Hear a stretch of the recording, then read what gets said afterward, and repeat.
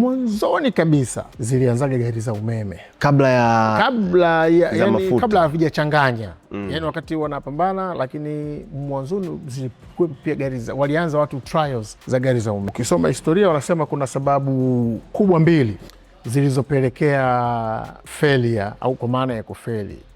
Sababu ya kwanza kubwa wanasema ilikuwa, yani kuna watu waliona mbele wakati huo ndo mafuta unajua mafuta ndo yanagunduliwa, unajua ile miaka hiyo mafuta yanagunduliwa na watu wakawa wanafanya investments kubwa sana za kidunia kwenye mafuta. Sawa, na watu walikuwa washaanza kuiangalia mbele, walishaiona teknolojia. Unajua mpaka sasa hivi teknolojia ya magari ndio teknolojia kubwa kuliko teknolojia zote, yani ndio teknolojia useful, yani chombo cha kuotoa watu kutoka sehemu moja kuwapeleka sehemu nyingine, kuhamisha vitu kutoka sehemu moja.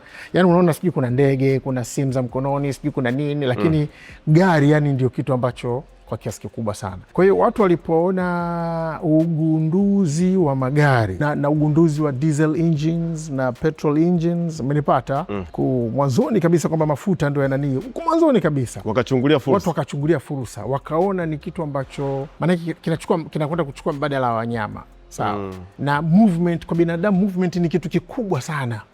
Hapa sisi tunatuona tuko hapa kwa sababu tumefanya movement.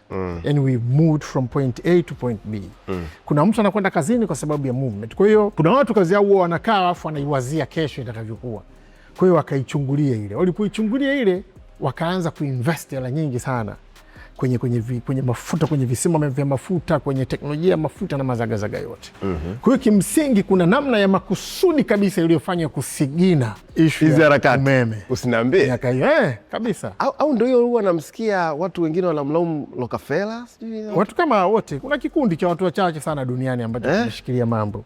Umeona? Kwa hiyo watu wakasigina. Sawa, hiyo sababu ya kwanza ambayo ni kubwa hiyo. Miaka ile nyuma, ukisoma historia nyuma, inawezekana tungekuwa tuna magari ya umeme kabla ya haya. Yes.